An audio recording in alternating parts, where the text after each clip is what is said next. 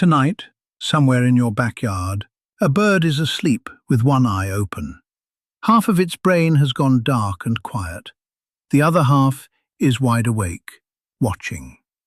We tell ourselves that when the sun goes down, the birds go to sleep, the way we do.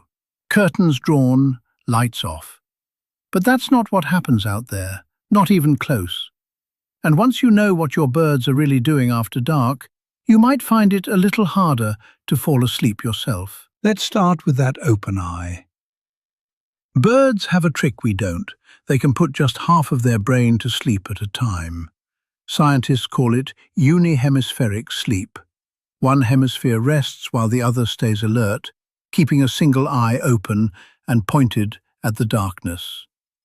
Researchers watched rows of ducks doing this, and they noticed something almost eerie. The birds on the edge of the row, the most exposed ones, kept their outward-facing eye open all night.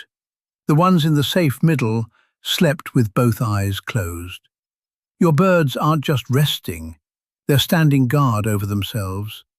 And the thing they're guarding against, that comes later. Now look closer at how they sleep.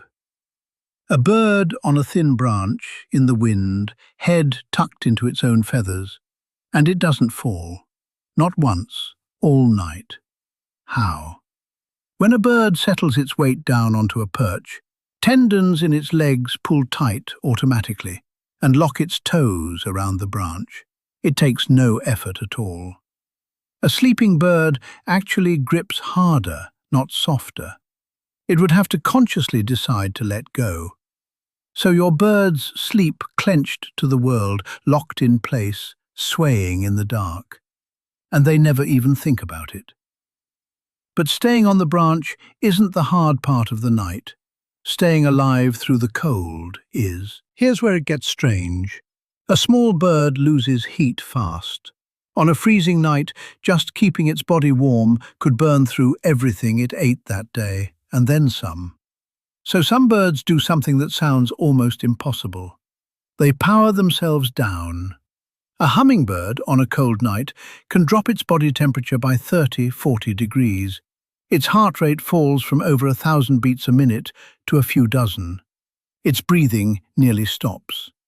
It goes so still, so cold, so silent, that it looks, for all the world, dead. This is called torpor, a deep, deliberate shutdown to survive the dark. And in the morning, it has to reboot. It shivers itself slowly back to life, warming up before it can even open its eyes. The bird at your feeder at dawn may have come back from something very close to death, only minutes before. But not every bird is sleeping out there. Some are leaving. On clear nights in spring and fall, the sky above your house fills with traffic you'll never see. Millions of songbirds, sparrows, warblers, thrushes, migrate at night, flying for hours in the cold and the dark, navigating by the stars and by the Earth's magnetic field, sensing it in a way we still don't fully understand. If you stepped outside and listened on the right night, you'd hear them. Thin, single chirps falling out of the black sky. Flight calls. Birds talking to each other in the dark, thousands of feet up, keeping the flock together.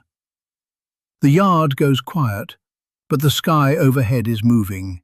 And the ones who stay, on the worst nights, they do something almost human. They crowd together. A dozen little wrens or bluebirds will cram into a single hole in a tree, a space barely big enough for one, and press their bodies into a warm knot, sharing heat, breathing as one mass against the cold. Some birds shiver all night without stopping, just to make enough warmth to see morning. And here's the quiet, hard truth underneath all of it. A small bird's whole night is a gamble. The torpor, the huddling, the one open eye. None of it is rest, not really. It's survival, stretched thin from dusk until dawn. Some of them don't make it. The cold takes a few before sunrise. Every single morning, the birds at your feeder are the ones who won. So, what's that open eye watching for? The dark belongs to the hunters. Owls drift through your yard on silent wings, and they're built to find exactly this: a small, warm body asleep on a branch. They hear a heartbeat. They hear a feather shift. That's why the bird on the edge of the row keeps one eye open all night. That's why your robins roost packed together in a tangle of branches instead of out in the open. Every shape in your backyard after dark, every still little silhouette, is holding its breath, waiting out the hours, hoping the silence holds until the light comes back. So the next time the sun goes down and your yard goes quiet, you'll know it isn't empty. Out there in the dark, a bird is half asleep and half awake, locked to its branch, its heartbeat slowed almost to nothing, guarding its own life until morning. The quiet isn't peace, it's holding on. And somewhere overhead, more of them are flying through the night you can't see. Now I'm curious, have you ever heard your birds calling after dark, or found one roosting somewhere strange?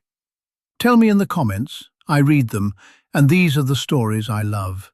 And if you'll never look at your backyard at night the same way again, subscribe and stay a while.